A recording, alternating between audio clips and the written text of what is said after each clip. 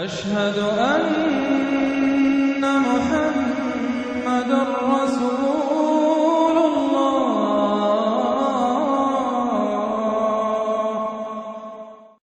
ان میں سب سے پہلی سورۃ العنکبوت. بسم اللہ الرحمن الرحیم. الف لام میم. احسب الناس ان يتركوا ان يقولوا آمنا وهم لا يفتنون. صدق اللہ العظیم. یہ صورت مبارکہ اچھی طرح نوٹ کر لیجئے کہ تقریباً تعین کے ساتھ ہم کہہ سکتے ہیں کہ یہ سن 5 نبوی میں نازل ہوئی ہے، اور صورت اس وقت یہ ہو چکی تھی مکے کے اندر کہ مسلمانوں کو ہر طرح سے ستایا جا رہا تھا.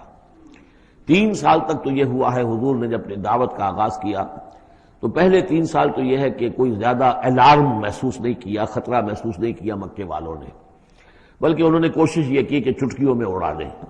استہزاء ہے، تمسخر ہے، شاعر ہے، ساحر ہے، یہ ہے وہ ہے، جو بھی کہہ کر کہ جیسے کہ ول جو ہوتی ہے کسی کی، اگر یہ ان کی جو ول ہے اس کو کل کر دیا جائے تو اگر یہ بددل ہو کر بیٹھ جائے محمد تو یہ سارا معاملہ خود ہی ختم ہو جائے گا. جو داعی ہے، جو لیڈر ہے، اگر اس کی جو قوت ارادی ہے اسے کسی طرح ختم کر دیا جائے تو استہزاء سے، تمسخر سے، یہ پرسیکیوشن جو تھی وربل تھی، زبانی. لیکن جب انہوں نے دیکھا کہ یہ دعوت تو بڑھ رہی ہے، اور سب سے بڑھ کر یہ ہے کہ ہمارے غلاموں کے طبقے میں سے لوگ ان کے پاس آ گئے ہیں اور ایمان لے آئے ہیں، اور ہمارے نوجوان ان کے گرویدہ ہو گئے ہیں، ہمارے نوجوان ان کے پر ایمان لے آئے ہیں، اور اونچے گھرانوں کے نوجوان، مصعب بن عمیر آ گیا ہے، اور عثمان ابن عفان آ گیا ہے رضی اللہ تعالیٰ عنہما، اور فلاں آ گئے ہیں، سعد بن ابی وقاص آ گیا، وہ بھی نوجوان تھے. یہ جو اس طرح کے اونچے گھرانوں کے لوگ آ گئے ہیں. تب انہوں نے پھر فیصلہ کیا کہ اب ان کو سزا دی جائے، انہیں مارا جائے، انہیں گھروں میں بند رکھا جائے. اور خاص طور پر جو غلام تھے بیچارے، جن کے کوئی وہاں حقوق تھے ہی نہیں. غلام تو اپنے آقا کی ملکیت ہوتا تھا، وہ اگر آقا اپنے غلام کو قتل بھی کر دے تو اس پر کوئی جرم نہیں، اس لیے کہ ایسے ہی ہے جیسے کہ آپ کی بکری تھی، جب تک آپ نے چاہا گھر میں اپنے باندھے رکھا، اس کا دودھ پیا، جب آپ نے چاہا اس کو ذبح کیا اور گوشت کھا لیا، تو اس میں آپ کو کون پوچھے گا کہ یہ بکری کیوں ذبح کی تم نے؟ بھائی بکری میری ملکیت تھی. اسی طریقے سے غلام کو تو جو چاہے وہ کر سکتے تھے، جس طرح چاہیں ستائیں، ماریں، ہلاک کر دیں، کوئی ان پر مقدمہ قائم نہیں ہو سکتا ایسا، اس لیے کہ وہ اس کی ملکیت تھے. تو سب سے زیادہ شدید معاملہ جو ہوا ہے وہ غلاموں کے ساتھ ہوا. حضرت بلال رضی اللہ تعالیٰ عنہ، حضرت ابو فقیر رضی اللہ تعالیٰ عنہ. پھر یہ کہ کچھ اور لوگ وہاں پر ایسے تھے جو حلیف کی حیثیت سے رہتے تھے، وہ قرشی نہیں تھے، غلام بھی نہیں تھے لیکن قرشی بھی نہیں تھے. لیکن یہ کہ مکے میں ان کا قیام تھا کسی قرشی کے امان، اس سے امان لے کر، اس کے حلیف کی حیثیت سے. جیسے یہ آئے تھے جو یاسر رضی اللہ تعالیٰ عنہ، یہ یمن سے آئے تھے، بلکہ ان کے بارے میں یہ معلوم ہوتا ہے کہ انہیں خواب آیا تھا کہ آخری نبی کے ظہور کا وقت ہے، کیونکہ یمن میں عیسائی تھے اور وہاں چرچا موجود تھا ان چیزوں کا. اس حوالے سے ان کے علم میں جب یہ بات آئی اور انہیں اندازہ ہوا کہ اس علاقے میں نبی کا ظہور ہونا ہے تو وہ یہاں آ گئے. اور ابو جہل کا ایک چچا تھا، وہ شریف انسان تھا، اس کا حلیف بن کر اور اس کی زیر کفالت انہوں نے مکے میں رہنا شروع کر دیا. اور اسی کی یہ لونڈی تھی حضرت سمیہ رضی اللہ تعالی عنہ. تو جو آقا تھا ابو جہل کا چچا، اس کی اجازت سے حضرت سمیہ سے نکاح کر لیا، اور اللہ نے ان کو بیٹا دیا جس کا نام عمار ہے. تو عمار اور ان کے والد یاسر اور والدہ عمار کی اور یاسر کی اہلیہ یہ سمیہ، یہ 3 کا خاندان تھا. وہ جو چچا تھا ابو جہل کا، اس کا انتقال ہو گیا، اب گویا کہ اس خاندان کی سربراہی ابو جہل کے ہاتھ میں ہے. تو اس نے ان 3 پر جو بھی تشدد کیا ہے سب سے زیادہ. 2 کو تو اس ٹارچر کے ذریعے سے، اور ٹارچر کے پھر آخری نتیجے میں ان کو دونوں کو شہید کر دیا، حضرت یاسر کو بھی اور حضرت سمیہ کو بھی رضی اللہ تعالیٰ عنہما. اور عمار نے بمشکل جو ہے جان بچائی، اپنی ایک کلمہ کفر کہہ کر پھر انہوں نے جان بچا لی، اور پھر اس پر پچھتائے بھی بہت. یہ میں نے کلمہ کفر کیوں کہا، لیکن قرآن مجید میں یہ بات واضح کر دی گئی کہ صرف جان بچانے کے لیے کلمہ کفر انسان کہہ دے اور اس کا دل جو ہے وہ مطمئن ہو ایمان کے اوپر، تو اللہ تعالیٰ معاف فرمانے والا ہے. بہرحال یہ جو تشدد ہو رہا تھا شدید، انہی میں سے ایک ہے خباب بن الارت رضی اللہ تعالیٰ عنہ. یہ لوہار کا کام کرتے تھے، یہ بھی کوئی اونچے گھرانے کے آدمی نہیں تھے. ان کے ساتھ بھی پھر جو کچھ کیا گیا ہے، ان کے ساتھ وہ واقعہ پیش آیا کہ دہتے ہوئے انگارے جو ہیں وہ لٹائے، زمین کے اوپر بچھائے گئے. انہیں بلایا گیا، اتارو اپنا کرتا اتار دیا، اب لیٹ جاؤ ان کے اوپر. ننگی پیٹھ کے بل وہ دہتے ہوئے انگاروں پر لٹا دیے گئے. پھر یہ کہ اسی انگاروں سے ان کی کھال جو ہے وہ جلی اور پیٹھ کی چربی پگھلی، اس سے وہ انگارے جو ہیں وہ ٹھنڈے ہوئے.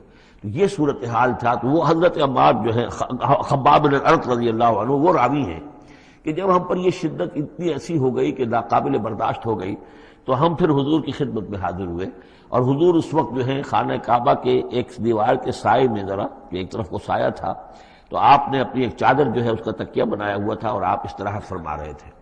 تو ہم گئے، ہم نے کہا کہ اے اللہ کے رسول، کیا آپ ہمارے لیے دعا نہیں کرتے، ہمارے لیے اللہ کو نہیں پکارتے؟ ہمارے لیے اب یہ چیزیں ناقابل برداشت ہو رہی ہیں، کب تک ہم جھیلیں گے، کب تک برداشت کریں گے؟ لیکن یہ کہ وہ کہتے ہیں کہ حضور کو یہ ناگوار گزرا، آپ اٹھ کر بیٹھ گئے اور آپ نے فرمایا خدا کی قسم تم جلدی مچا رہے ہو، ابھی تو تم پر وہ چیزیں آئی ہی نہیں ہیں جو تم سے پہلوں پر آئی تھیں۔ ان کے ساتھ تو یہ بھی ہوتا تھا کہ ایک شخص کو لا کر آدھا زمین میں گاڑ دیتے تھے اور باقی جسم جو آدھا اس کا ہوتا تھا زمین سے باہر، تو سر کے اوپر آرا رکھ کر چیرنا شروع کر دیتے تھے اور پورے جسم کو دو حصوں میں بانٹ دیتے تھے، یہ بھی ہوتا تھا۔ زندہ آگ میں جلا دیتے تھے، یہ بھی ہوتا تھا۔ تو تم جلدی کر رہے ہو، خدا کی قسم وہ دن تو آئے گا کہ ایک سوار صنعا سے حضرت موت تک جائے گا، اس سے سوائے اللہ کی کسی کا خوف نہیں ہوگا، لیکن بہرحال تمہیں صبر کرنا ہوگا۔ وہ انداز ہے اس رکوع کا۔ یہ جو پہلا رکوع ہے سورہ عنکبوت کا، یہ گویا کہ ایک تحریک اور ایک دعوت، اور انقلابی تحریک ہو، انقلابی دعوت ہو، اس میں جو آزمائشیں آتی ہیں، تکلیفیں آتی ہیں، مصائب آتے ہیں، ظاہر بات ہے لوگوں کو قربانیاں دینی پڑیں گی تبھی کوئی کام ہوگا، بغیر اس سے تو نہیں ہوتا۔ اور جب تصادم کا مرحلہ شروع ہو جائے، جب یہ ہے کہ ایک جو معاشرہ جو ہے جس کے اندر کہ وہ کام کر رہے ہیں وہ محسوس کریں کہ یہ ہمارے لیے خطرہ بن گئے ہیں، وہ پرسیکیوٹ کریں اور انہیں ستائیں، تو پھر اس وقت جو مسائل ہوں گے ذہنوں کے اندر، ان کا حل ہے اس میں۔ اور یہ اس اعتبار سے ضربۃ السلام ہے پورے قرآن مجید میں، اس موضوع کے اعتبار سے یہ چوٹی ہے۔ جیسے کہ میں نے آپ کو حدیث سنائی، لکل شیء ضربۃ یا کل شیء سنام، ہر شے کی ایک چوٹی ہوتی ہے۔ وسنام القرآن سورۃ البقرہ، قرآن کی بحیثیت مجموعی چوٹی وہ تو سورہ بقرہ ہے، لیکن یہ کہ قرآن حکیم میں مختلف جو مضامین کے اعتبار سے میں نوٹ کراتا آیا ہوں کہ اس موضوع پر یہ آیت یہ گویا کہ ضربہ سنام ہے، یہ رکوع جو ہے یہ اس موضوع پر ضربہ سنام ہے قرآن مجید کا، اس کا کلائمیکس ہے، اس کی چوٹی ہے۔ الف لام میم احسب الناس ان یترکوا ان یقولوا آمنا وهم لا یفتنون، کیا لوگوں نے یہ سمجھا تھا کہ وہ چھوڑ دیے جائیں گے صرف یہ کہنے سے کہ ہم ایمان لے آئے اور انہیں آزمایا نہ جائے گا؟ اب دیکھ رہے ہیں، اب وہی تیکھا انداز ہے، اظہار ناراضگی ہے، اظہار خفگی ہے، اس لیے کہ تم سے پہلے جو کچھ ہوا ہے۔ اب یہ 3 آیتیں میں آپ کو نوٹ کرا چکا ہوں، سورہ بقرہ کی آیت نمبر 214، ام حسبتم ان تدخلوا الجنة ولما يأتكم مثل الذين خلوا من قبلكم مستهم البأساء والضراء وزلزلوا حتى يقول الرسول والذين آمنوا معه متى نصر الله ألا إن نصر الله قريب۔ یہ آیت ہم پڑھ چکے ہیں۔ اسی کی ہم مضمون آیت جو ہے سورہ آل عمران میں آئی ہے، آیت نمبر 142۔ اسی کی ہم مضمون آیت آ چکی ہے سورہ توبہ میں، آیت نمبر 16۔ لیکن یہ کہ یہ مکی قرآن میں یہ آیت ہے، یہ ہے جڑ اور بنیاد، جو ہے کہ اس کا ظہور جو ہو رہا ہے، پھر یوں سمجھیے کہ یہ کلی کھلی ہے تو 3 اس کی جو پتیاں نمایاں ہوئی ہیں اس آیت کی، وہ سورہ بقرہ، سورہ آل عمران اور سورہ توبہ میں ہے۔ حسب الناس، اور ناس کہا ہے، یہ بھی نہیں کہ اہل ایمان کو یہ غلط فہمی ہو گئی تھی، یہ بھی ایک طرح سے عتاب کا انداز ہے، اللہ تعالیٰ ناراضگی کا اظہار کر رہے ہیں، تم جلدی مچا رہے ہو۔ احسب الناس ان یترکوا ان یقولوا آمنا وهم لا یفتنون، کیا لوگوں نے یہ سمجھا تھا کہ وہ یہ کہنے سے جنت میں داخل ہو جائیں گے، چھوڑ دیے جائیں گے کہ وہ ہم ایمان لے آئے، انہیں آزمایا نہ جائے گا؟ وَلَقَدْ فَتَنَّا الَّذِينَ مِن قَبْلِهِمْ، ہم نے تو جو بھی ان سے پہلے تھے ان کو بھی آزمایا ہے، ہر ایک کو آزمایا، آزمائش کے بغیر ہم نہیں کسی کے ایمان کو تسلیم کرتے۔ فَلَيَعْلَمَنَّ اللَّهُ الَّذِينَ صَدَقُوا وَلَيَعْلَمَنَّ الْكَاذِبِينَ، تو اللہ تعالیٰ تو ظاہر کر کے رہے گا، لفظی ترجمہ تو ہوگا اللہ جان کر رہے گا، لیکن اللہ تعالیٰ کا علم تو قدیم ہے، جو کچھ ان کے دلوں میں اللہ جانتا ہے، لیکن اللہ ظاہر کر دے گا کہ کون کتنے پانی میں ہے، کون منافق ہے، کون ضعیف الایمان ہے، کون قوی الایمان ہے، کون صادق الایمان ہے، کوئی کون جو ہے جھوٹ موٹ کا مومن بنا ہوا ہے، کون وہ دودھ پینے والا مجنو ہے اور کون واقعتاً جانثار مجنو ہے، یہ سب کچھ پتہ چلتا ہے آزمائشوں سے۔ اور ہم نے تو آزمایا ہے ان کو بھی جو ان سے پہلے تھے، تو لازماً اللہ واضح کر کے رہے گا، مبرہن کر دے گا ان کو بھی کہ جو سچے ہیں، اور وہ یقیناً واضح کر دے گا، نمایاں کر دے گا ان کو بھی جو جھوٹے ہیں۔ اب اس کے ساتھ ہی دیکھیے اس میں جو عجیب آپ کو بات ملے گی اس رکوع میں، یہ 2 آیتیں آئی ہیں، کیونکہ ایک آیت تو حروف مقطعات پر تھی، یہ 2 آیتیں آئی ہیں، اس میں تو ڈانٹ، ایک طرح کی ڈانٹ پڑ گئی ہے صحابہ کرام کے اوپر جنہوں نے ذرا سا بھی شکوہ کیا تھا، لیکن اب 2 آیتوں میں اس کی دلجوئی ہے ان کی، یعنی یہ کہ ایک طرف ترغیب ہے تو ترغیب بھی ہے، جیسے کوئی شفیق استاد ہوتا ہے کبھی کسی وقت ڈانٹتا بھی ہے، کوئی گھڑکی بھی دیتا ہے، کوئی جھڑکی بھی دیتا ہے، کسی وقت مارتا بھی ہے، سزا بھی دیتا ہے، پھر لیکن کسی وقت پھر یہ کہ حوصلہ افزائی بھی کرتا ہے، تھپکی بھی دیتا ہے، پیٹھ پر ہاتھ رکھتا ہے۔ تو اس طریقے سے یہ اللہ تعالیٰ کا معاملہ اپنے بندوں کے ساتھ اسی طرح ہے جیسے کہ حدیث میں آیا خلق و عیال اللہ، مخلوق جو ہے اللہ تعالیٰ کے لیے اس کے کنبے کی حیثیت رکھتی ہے۔ تو دو آیتیں جو آئی ہیں وہ تو گویا کہ ایک طرح سے سرزنش کی اور اظہار ناراضگی، اظہار خفگی۔ اب دو آیتیں دیکھیے، ام حسب الذین یعملون السیئات ان یسبقونا، کیا سمجھا ہے، گمان کیا ان لوگوں نے جو یہ برے کام کر رہے ہیں۔ یہ اشارہ ہے ابو جہل جو مار رہا ہے، حضرت یاسر کو مار رہا ہے، حضرت سمیہ کو مار رہا ہے، ٹارچر کر رہا ہے، یا جو بھی امیہ ابن خلف ہے جو حضرت بلال کے ساتھ وہ سختیاں کر رہا ہے، گلے میں رسی ڈال کر، اور جو جانوروں کی لاشیں ہوتی ہیں ان کے طریقے سے گھسیٹا جا رہا ہے مکے کی گلیوں کے اندر، اور بڑی تپتی ہوئی جو ہے گلیاں ہیں اور اوپر سورج آگ برسا رہا ہے، اور سیدھا لٹا دیا گیا ہے انہیں ننگے پیٹھ، اور پھر اوپر ایک بھاری پتھر بھی رکھ دیا گیا ہے۔ لوگ یہ حرکتیں کر رہے ہیں، کیا ان کا یہ گمان ہے کہ وہ ہماری پکڑ سے بچ جائیں گے؟ اب یہ بات ان کی طرف آئی تو گویا کہ اہل ایمان کے لیے ایک دل جوئی اور تشفی، ان کے زخموں پر مرہم رکھا جا رہا ہے کہ یہ نہ سمجھو کہ یہ بچے رہیں گے، ایک وقت آئے گا۔ چنانچہ خود حضرت بلال رضی اللہ تعالیٰ عنہ نے غزوہ بدر میں امیہ ابن خلف جو ان کا آقا تھا اسے قتل کیا ہے۔ حالانکہ حضرت عبد الرحمن ابن عوف نے کوشش کی، اس کے ساتھ کچھ ان کے تعلقات تھے پرانے، اس کے بنا پر اس کو بچانے کی کوشش کی کہ تاکہ اسے قید کر لیں، قتل نہ ہونے دیں، قیدی ہو جائے تاکہ پھر یہ کہ وہ فدیہ دے کر چھوٹ سکے۔ لیکن حضرت بلال کو جو غصہ تھا اس پر، تو پورا غصہ انہوں نے اس وقت اتارا ہے۔ اور یہی بات میں کہا کرتا ہوں کہ جو مکے میں 12 برس کہا گیا کہ ذرا اپنے ہاتھ روکے رکھو، تو نالا ہے بلبل شوریدہ تیرا خام ابھی، اپنے سینے میں اسے اور ذرا تھام ابھی، ایک وقت آئے گا کہ تمہارے ہاتھ کھول دیے جائیں گے۔ اور وہ ہم سورہ حج میں پڑھ چکے ہیں، اذن للذین یقاتلون بانہم ظلموا، اب تک تمہارے ہاتھ ہم نے باندھے رکھے ہوئے تھے اور اب تمہارے ہاتھ کھولے جا رہے ہیں۔ اب حسب الذین یعملون السیئات ان یسبقونا ساء ما یحکمون، کیا یہ سمجھتے ہیں ابو جہل اور یہ امیہ ابن خلف اور اسی کے قبیل کے اور لوگ کہ جو یہ حرکتیں کر رہے ہیں ہم نے انہیں چھوٹ دی ہوئی ہے، اس وقت ہمارے ان اہل ایمان بندوں پر جو چاہیں یہ کر لیں، ہمیں کچھ دیر کے لیے ہم نے ان کو آزادی دے رکھی ہے، لیکن بالآخر پکڑیں گے انہیں تو ان بطش ربک لشدید، وہ پکڑ بھی بڑی سخت ہوگی۔ دوسری آیت جو ہے مزید ان کی دلجوئی کے لیے، من کان یرجو لقاء اللہ فإن اجل اللہ لآت، جو کوئی بھی اللہ سے ملاقات کا امیدوار ہے اسے یقین رکھنا چاہیے کہ اللہ کی ملاقات کا وہ معین وقت آ کر رہے گا۔ یعنی اے بلال اور اے ابو فقیہ اور اے خباب، تمہیں کہیں یہ گمان نہ ہو، شیطان یہ وسوسہ نہ کہیں تمہارے دلوں میں ڈالے اور تمہیں پریشان کرے کہ پتہ نہیں آخرت ہونی بھی ہے کہ نہیں ہونی ہے۔ جیسا کہ میں نے عرض کیا تھا کہ دنیا نقد ہے، آخرت ادھار ہے۔ اب آپ نے جان مال تو ساری یہاں دینی ہے، دنیا میں دینی ہے، جنت ملے گی آخرت میں۔ تو جو شیطان وسوسہ اندازی کرتا ہے، نو نقد نہ تیرا ادھار، یہ ادھار کی دنیا جو معاملہ ہے، سودا ادھار کی جنت ہے یہ، اور تم دنیا کے اندر اپنا سب کچھ لٹا رہے ہو، تو ایسا نہ ہو، تمہیں یقین رکھنا چاہیے کہ وہ وقت آ کر رہے گا اور اللہ تعالیٰ تمہاری ان تمام ایثار اور قربانی کی جو تم دے رہے ہو اس کے دین کے لیے، اس کی توحید کے لیے، اس کا بھرپور تمہیں صلہ دے گا۔ وَهُوَ السَّمِيعُ الْعَلِيمُ، وہ سب کچھ سننے والا ہے اور سب کچھ جاننے والا ہے، اس کی نگاہ سے کوئی چیز پوشیدہ نہیں ہے۔ وَمَنْ جَاهَدَ فَإِنَّمَا يُجَاهِدُ نَفْسَهُ، اب پھر ایک ذرا تھوڑے سے سرزنش کی آیت بھی آ گئی، دو آئی تھی سرزنش کے انداز میں، دو دلجوئی کے انداز میں، اب پھر سرزنش کا انداز ہے، وہ کیا ہے؟ وَمَنْ جَاهَدَ فَإِنَّمَا يُجَاهِدُ لِنَفْسِهِ، دیکھو اگر تم کوئی قربانیاں دے رہے ہو، تکلیف اٹھا رہے ہو، ایثار کر رہے ہو، تو جو بھی جہاد کر رہا ہے وہ اپنے لیے کر رہا ہے، وہ ہمارے اوپر احسان نہ سمجھے۔ اللہ تعالیٰ کی شان اس سے بہت اونچی ہے، یہ ہم سورہ حجرات میں جا کر پڑھیں گے، یمنون علیک ان اسلموا قل لا تمنوا علی اسلامکم بل اللہ یمن علیکم ان ہداکم للایمان، تم اگر اللہ کے لیے، اللہ کے دین کے لیے کچھ کرتے ہو تو نہ احسان سمجھو اللہ پر اور نہ احسان سمجھو اللہ کے رسول پر۔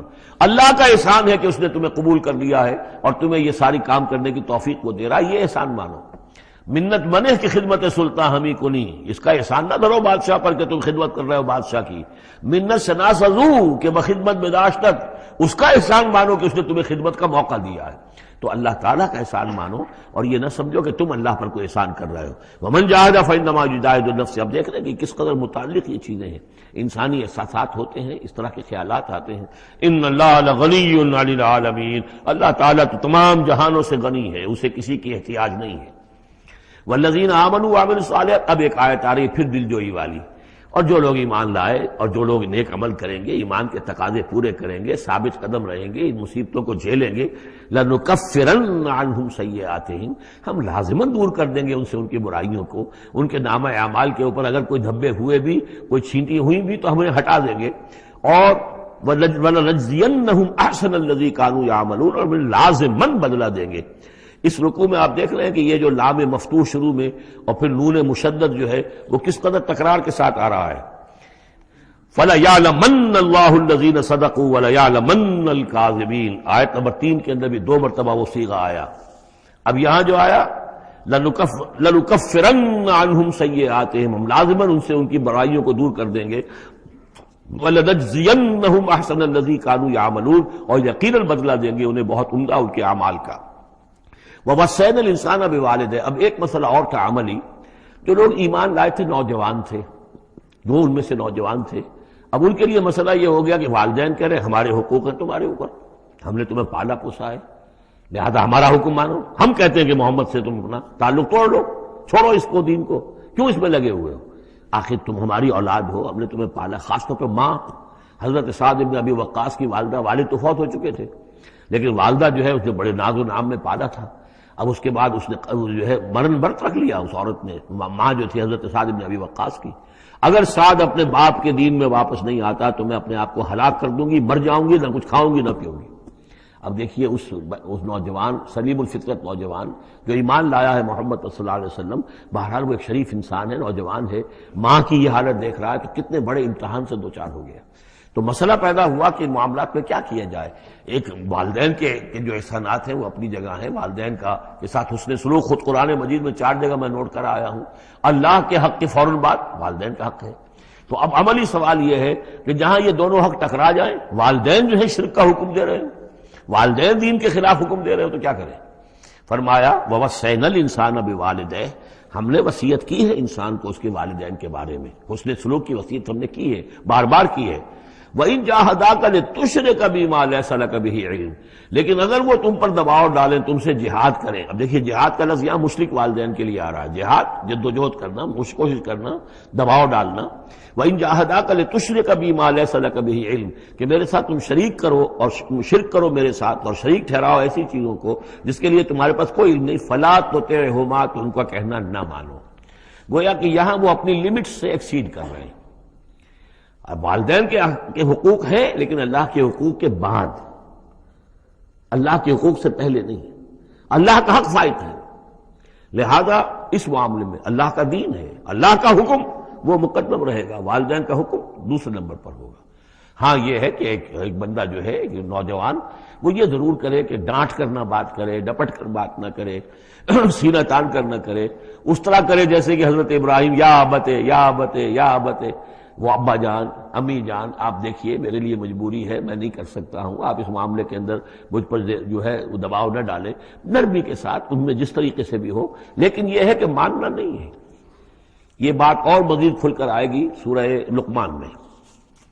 وَإِن جَاهَدَاكَ لِتُشْرِكَ بِي مَا لَيْسَ لَكَ بِهِ عِلْمٌ فَلَا تُطِعْهُمَا، تو ان دونوں کا کہنا مت مان۔ إِلَيَّ مَرْجِعُكُمْ، میری ہی طرف تمہیں لوٹ کر آنا ہے، فَأُنَبِّئُكُم بِمَا كُنتُمْ تَعْمَلُونَ، اور پھر میں تمہیں بتا دوں گا، جتلا دوں گا جو کچھ کہ تم کرتے رہے تھے۔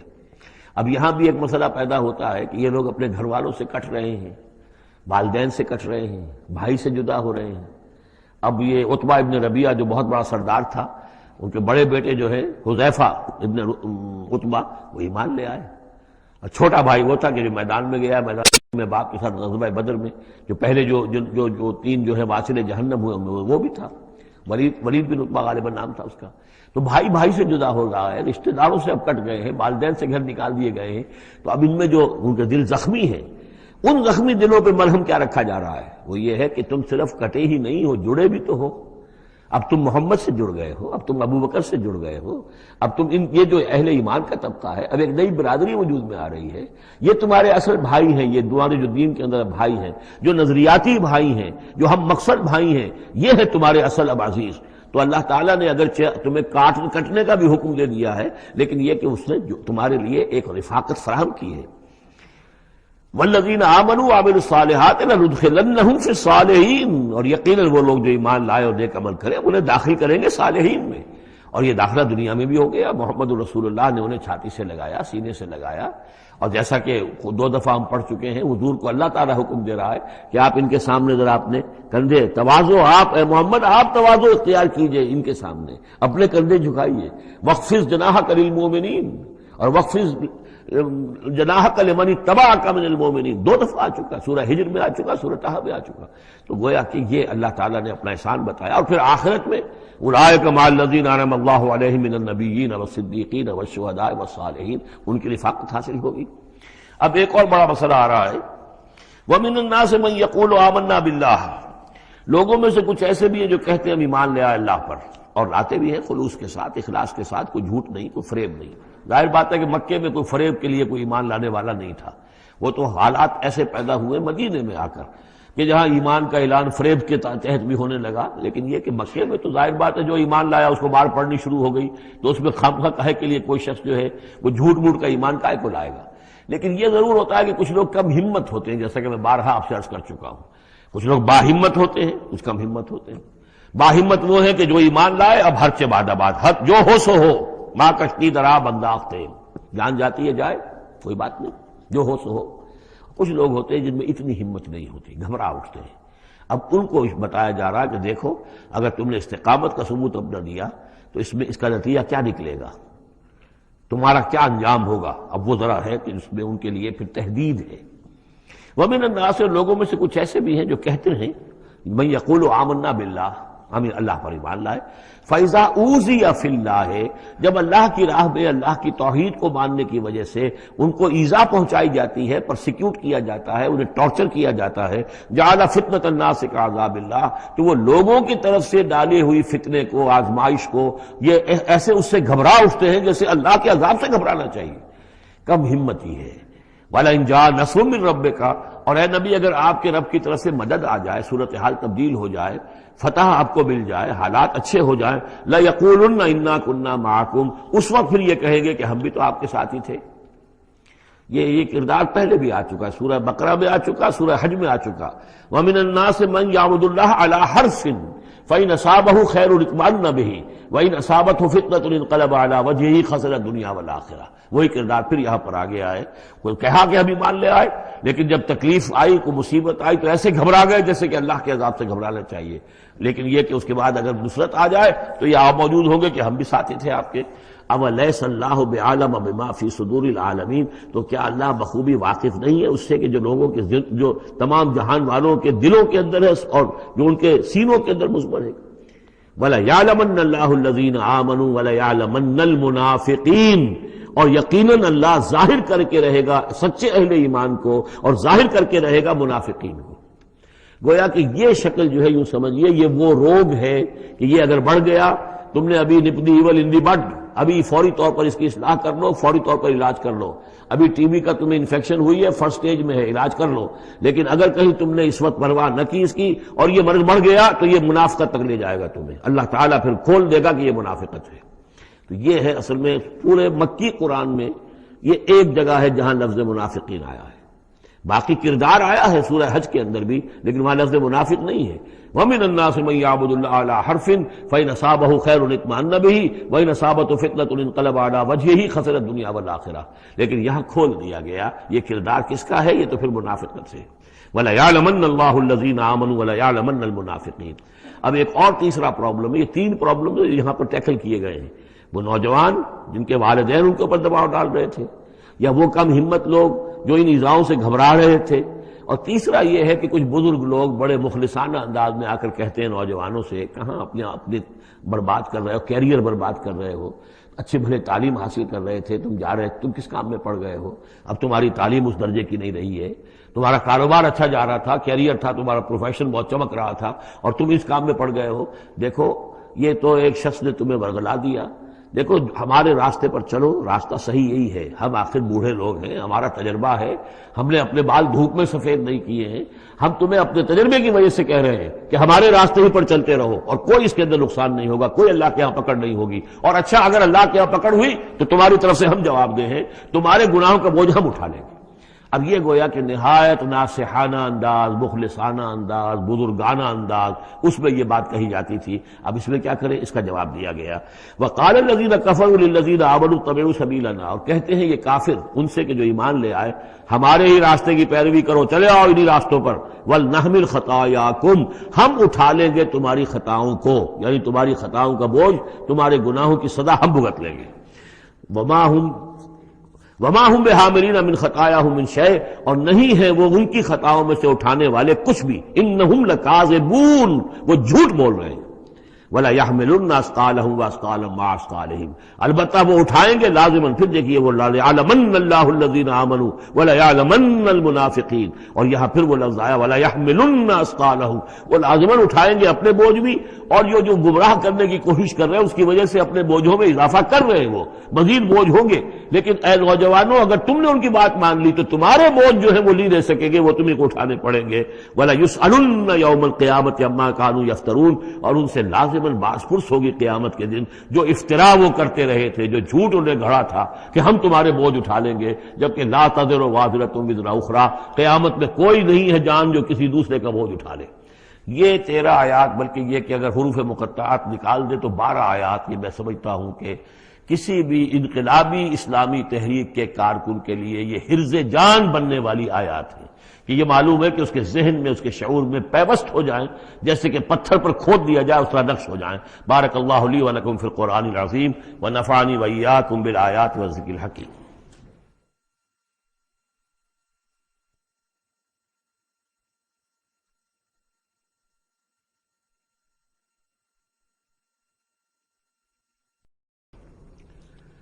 وَلَقَدْ أَرْسَلْنَا نُوحًا إِلَىٰ قَوْمِهِ فَلَبِثَ فِيهِمْ أَلْفَ سَنَةٍ إِلَّا 50 عَامًا فَأَخَذَهُمُ الطُّوفَانُ وَهُمْ ظَالِمُونَ. صدق اللہ العظیم. رب اشرح لي صدری ويسر لي أمری واحلل عقدۃ من لسانی یفقہوا قولی. سورہ عنکبوت کے کل 7 رکوع ہیں. پہلا رکوع جیسا کہ میں عرض کر چکا ہوں کہ قرآن مجید کے اہم ترین مقامات میں سے ہے، خاص طور پر دعوت اور تحریک اور اللہ تعالیٰ کے دین کے غلبے کی جد و جہد میں جو مسائل درپیش ہوتے ہیں کارکنوں کو، اس دور میں جب کہ پرسیکیوشن ہو، ستایا جا رہا ہو، مشکلات آ رہی ہوں، قربانیاں دینی پڑیں، تو اس کے جتنے بھی مسائل پیدا ہوتے ہیں ان سب کا بہت ہی جامع جو بیان ہے اور رہنمائی ہے وہ اس رکوع میں آ چکی ہے. اسی لیے میں نے اس پر زیادہ وقت صرف کیا ہے کہ جو عام طور پہ دورہ ترجمہ قرآن کے درمیان اتنا وقت جو نہیں لگایا جا سکتا. تو یہ نوٹ کر لیجئے کہ مطالعہ قرآن حکیم کے جس منتخب نصاب کا میں تذکرہ کرتا رہا ہوں چند دنوں سے، اس کا جو 5واں حصہ ہے، اس کا پہلا سبق جو ہے وہ اسی سورہ عنکبوت کے پہلے رکوع پر مشتمل ہے، اور یہ اس حصے کا یوں سمجھیے کہ بمنزلہ فاتحہ ہے اس حصے کے لیے. اب جو بقیہ 6 رکوع ہیں ان میں 3 میں انباء الرسل کا معاملہ آ رہا ہے، لیکن ظاہر بات ہے کہ یہاں جو انباء الرسل آ رہے ہیں تو بیچ بیچ میں خاص طور پر یہی جو مسئلہ ہے بیک گراؤنڈ میں جو مسلمانوں کے مسائل درپیش ہیں، اور جو اس وقت حضور صلی اللہ علیہ وسلم اور آپ کے ساتھی جن مسائل سے دوچار ہیں، اور جو کچھ کے کشاکش جو ہے مکے میں ہو رہی ہے اہل کفر اور اہل ایمان کے مابین، تو اس کے یوں سمجھیے بٹوین دی لائنز وقفے وقفے سے اس کی طرف بھی اشارے ہیں. پھر جو بقیہ 3 رکوع رہ جائیں گے ان 3 رکوعوں میں 2 لڑیاں ہیں جو بٹی ہوئی ہیں. ایک لڑی میں خطاب ہے مشرکین عرب کی طرف، اور ایک لڑی میں جو اہل ایمان تھے، جو حضور صلی اللہ علیہ وسلم پر ایمان لائے تھے، جو ان مشکلات سے دوچار تھے، وہاں بھی پھر گن کر 10 ہدایات ان کو دی گئی ہیں. لیکن وہاں یہی ہے کہ وہ بٹی ہوئی ہونے کی وجہ سے لڑیاں وہ کٹا پھٹا معاملہ ہوگا، جیسے کہ سورہ بقرہ میں آپ کو بتا چکا ہوں یا سورہ نساء میں. وَلَقَدْ أَرْسَلْنَا نُوحًا إِلَىٰ قَوْمِهِ، اور ہم نے بھیجا تھا نوح کو اس کی قوم کی طرف. فَلَبِثَ فِيهِمْ أَلْفَ سَنَةٍ إِلَّا 50 عَامًا، تو رہا ان کے مابین وہ 1000 برس سے صرف 50 برس کم، 950 برس. حضرت نوح کا ذکر کتنی مرتبہ آ چکا ہے، لیکن یہ بات پہلے کبھی نہیں کہی گئی. یہاں کیوں کہی گئی کہ اے مسلمانوں تم ابھی پریشان ہو گئے ہو، ابھی عشق امتحان اور بھی ہیں. اور جیسے کہ سورہ انعام میں آیا تھا، اے نبی اگر آپ کو یہ جھٹلا رہے ہیں وَإِن يُكَذِّبُوكَ فَقَدْ كُذِّبَ رُسُلٌ مِّن قَبْلِكَ، تو آپ سے پہلے ہمارے رسول تھے، انہوں نے صبر کیا. ذرا یاد کیجئے کہ ہمارے بندے نوح نے صلی اللہ علیہ السلام 950 برس تک صبر کیا. تو اے مسلمانوں تم سوچو، تم ابھی سے گھبرا گئے ہو؟ یہ موج پریشاں خاطر کو پیغام لبے ساحل نے دیا ہے، دور وصال بحر کبھی تو موجوں میں گھبرا بھی گئی۔ فاخذہم الطوفان وہم ظالمون، تو اس کی قوم کو، حضرت نوح کی قوم کو آ پکڑا طوفان نے، اور وہ ظالم تھے، گناہگار تھے۔ فانجیناہ واصحاب السفینہ، تو ہم نے بچا لیا اس کو، یعنی حضرت نوح کو اور کشتی والوں کو۔ وجعلناہا آیۃ للعالمین، اور اسے ہم نے بنا دیا تمام جہانوں کے لیے، تمام جہان والوں کے لیے ایک نشانی۔ وابراہیم، اور ہم نے بھیجا ابراہیم کو، اذ قال لقومہ، جبکہ اس نے کہا اپنی قوم سے، اعبدوا اللہ واتقوہ، اللہ کی بندگی اختیار کرو اور اس کا تقوی اختیار کرو۔ ذالکم خیر لکم ان کنتم تعلمون، یہی تمہارے لیے بہتر ہے اگر تم سب اگر علم رکھتے ہو۔ انما تعبدون من دون اللہ اوثانا، یہ جن کو تم پوج رہے ہو اللہ کو چھوڑ کر، یہ تو صرف کوئی بت ہیں، ان کے تھان ہیں جو تم نے بنا لیے ہیں۔ وتخلقون افکا، اور تم نے جھوٹ موٹ گھڑا ہوا ہے، یہ اس کی کوئی بنیاد نہیں، کوئی سند نہیں، نہ عقل میں اور نہ ہی کسی اللہ کی اتاری ہوئی کتاب میں۔ ان الذین تعبدون من دون اللہ لا یملکون لکم رزقا، یہ لوگ جنہیں تم پوجتے ہو اللہ کے سوا، وہ تمہیں رزق نہیں دینے کا اختیار رکھتے۔ فابتغوا عند اللہ الرزق، تو رزق تلاش کرو اللہ کے پاس، اللہ سے مانگو رزق، اللہ سے اپنی مشکل کشائی کی درخواست کرو، اللہ سے اپنی حاجت روائی کے لیے دعا کرو۔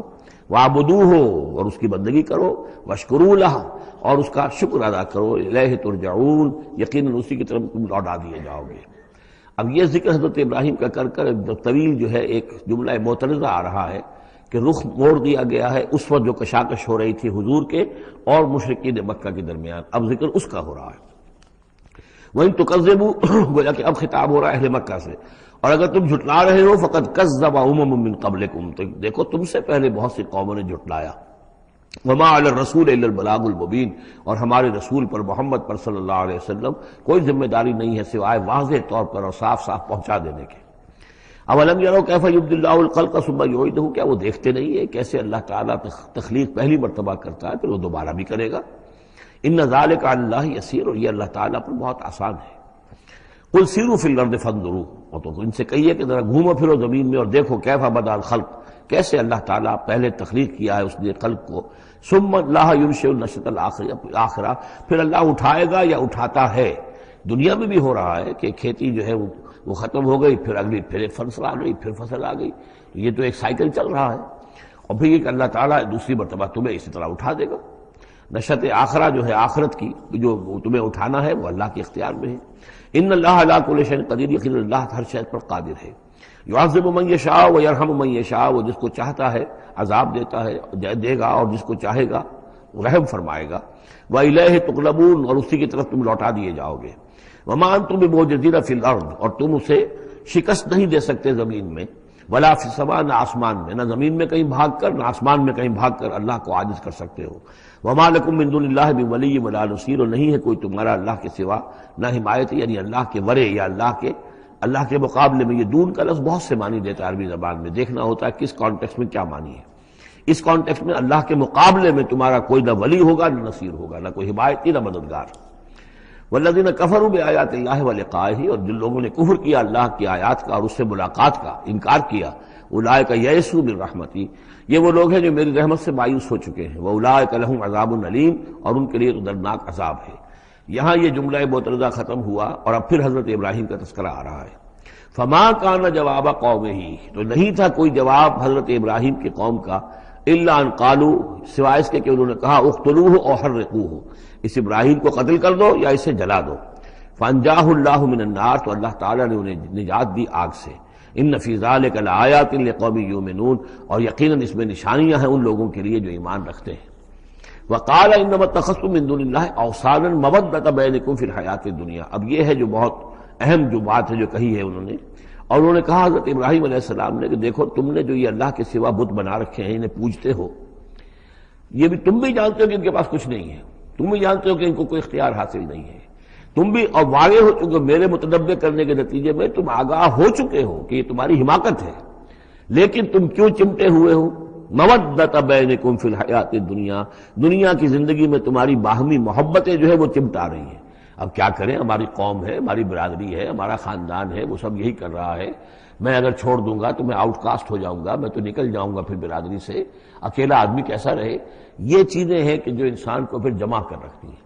جیسے عصبیت کا ذکر آیا تھا پچھلی صورت میں کہ اب عصبیت نہیں ہونی چاہیے، اسی طریقے سے یہ عصبیت ہی نہیں بلکہ یہ کہ جتنے بھی رشتہ داریاں ہیں، دوستیاں ہیں، کاروبار ہیں، یہ معاملہ جو ہے کہ حق تم پر منکشف ہو چکا ہے، تم جان چکے ہو کہ یہ صرف کوئی شے نہیں ہے یہ تم کر رہے تھے تمہارے آباء و اجداد نے جو رسمیں ڈالی ہوئی ہیں، اور تمہیں میں نے متنبع کر دیا ہے، تم نے اپنے جیوں میں جھانک کر دیکھ لیا ہے، اپنے گریبان میں جھانک کر دیکھ لیا ہے، اور تم پر یہ بات منکشف ہو چکی ہے کہ جو میں کہہ رہا ہوں وہ ٹھیک ہے، پھر بھی تم جو چمٹے ہوئے ہو اپنے اس نظام کے ساتھ، تو اس کا سبب صرف ایک ہے، وَقَالَ إِنَّمَا اتَّخَذْتُم مِّن دُونِ اللَّهِ أَوْثَانًا مَوَدَّةَ بَيْنِكُمْ فِي الْحَيَاةِ الدُّنْيَا، تمہاری باہمی محبتیں جو ہیں دنیا کی زندگی میں وہ تمہیں چمٹائے رہتی ہیں۔ یہی معاملہ ہے اس دنیا میں جب کوئی تحریک اٹھتی ہے اللہ کے دین کے کام کرنے کے لیے، اور بہت مخلص لوگ اس میں شامل ہوتے ہیں، محنت کرتے ہیں، کوشش کرتے ہیں۔ فرض کیجئے کسی شخص سے کوئی غلطی ہو گئی، کوئی غلط رخ مڑ گئی تحریک، اب وہ تحریک جو ہے وہ کافی عرصے کے بعد اس کے اثرات ظاہر ہوئے، اس کے نتائج جو ہے لوگوں کے سامنے آ رہے ہیں، محسوس بھی ہو جاتا ہے کہ یہ واقعتاً ہم کسی غلط راستے پر آ گئے ہیں، لیکن یہ کہ پھر وہ ایک عصبیت جماعتی ایسی پیدا ہو جاتی ہے کہ سب کچھ ماننے کے باوجود پھر اس جماعت کو چھوڑنے کو تیار نہیں ہوتے۔ ہماری دوستیاں ہیں، ہماری رشتہ داریاں ہیں، ہمارے کاروباری تعلقات ہیں، یا یہ کہ کچھ لوگوں کے تو اپنے مفادات بھی اس میں شامل ہو جاتے ہیں، اس لیے کہ کچھ عرصے کے بعد ہر جماعت جو ہے وہ ایک فرقہ بن جاتی ہے۔ جیسے کہ آپ کو معلوم ہے کہ اللہ تعالیٰ نے اس امت کے لیے جو ہے وہ 3 چیزوں کا بندوبست کیا ہے ختم نبوت کے خلا کو پر کرنے کے لیے۔ نبوت ختم ہو گئی محمد الرسول اللہ پر، تو جو خلا پیدا ہوا وہ 3 چیزوں سے پر ہوا۔ نمبر 1، قرآن کی حفاظت کا ذمہ اللہ نے لے لیا، جب پہلے تورات کا لیا تھا نہ انجیل کا لیا تھا۔ نمبر 2، ہر صدی میں مجددین کے اٹھانے کا اہتمام کر لیا، ایسے لوگ اٹھاتے رہے، نبی تو نہیں ہوں گے، وہی نہیں آئے گی، لیکن وہ دین کو تازہ کریں گے، دین کی حقیقی تعلیمات جو لوگ بھول چکے ہوں گے دوبارہ یاد دلائیں گے، دین کی اصل حقائق کی طرف متوجہ کریں گے۔ اور تیسرے یہ کہ ایک جماعت ضرور قائم رہے گی حق پر، لا تزال فی امتی طائفۃ قائمین علی الحق۔ اب ہوتا کیا ہے، ایک صدی میں کوئی ایک مجدد اٹھا، اس نے محنت کی، کوشش کی، جد و جہد کی، کچھ لوگ اس کے گرد آ گئے، جمع ہو گئے، اعوان و انصار ہو گئے، وہ ایک جماعت بن گئے۔ لیکن یہ کہ اگلی نسل میں کیا ہوگا، یہ لوگ جو آئے تھے اس کے ساتھ، یہ تو آئے تھے فیس ویلیو پر اس کو قبول کرنے کے، یہ دعوت صحیح ہے، لیکن ان کی اولاد اب اس لیے چمٹ رہی ہے کہ ہمارے والد تھے اس جماعت میں۔ اب یہ عصبیت کا ایک سلسلہ شروع ہوا۔ تیسری نسل میں آ کر پھر یہ ہو جاتا ہے اتنے عرصے میں اس جماعت کا ایک حلقہ بن گیا، اس کے آپس کے دوستیاں ہیں، تعلقات ہیں، لین دین بھی ہے، رشتہ داریاں بھی ہو گئی ہیں، لہذا وہ ایک فرقے کی شکل اختیار کر لیتے ہیں۔ اب اس فرقے کے ساتھ چمٹ کر لوگ رہتے ہیں، لیکن پھر اللہ تعالیٰ کسی اور کو اٹھاتا ہے، اور پھر کوئی اللہ کا بندہ جو ہے اسی کام کو اثر نو شروع کرتا ہے۔ یہی ہوتا آیا ہے، اسی لیے ہر صدی میں مجددین، اس لیے کہ تیسری نسل میں آ کر دعوت جو ہے وہ لازماً اس کے اندر خرابی پیدا ہو جاتی ہے۔ اس لیے کہ حضور نے بھی فرمایا خیر امتی قرنی ثم الذین یلونہم ثم الذین یلونہم، بہترین میری امت کا دور تو ہے میرا اپنا دور، پھر وہ جو میرے بعد ہیں، اور پھر وہ جو ان کے بعد ہیں۔ تو 3 نسلوں کو آپ نے خیر قرار دیا ہے۔ اس کے بعد ظاہر بات ہے زوال آیا ہے، ہمارے ہاں بھی آیا ہے۔ جب حضور کی قائم کی ہوئی جماعت میں زوال آ گیا تو اور کون ہوگا بڑا سے بڑا شخص کہ جس کی قائم کی ہوئی کسی جماعت میں زوال نہ آئے۔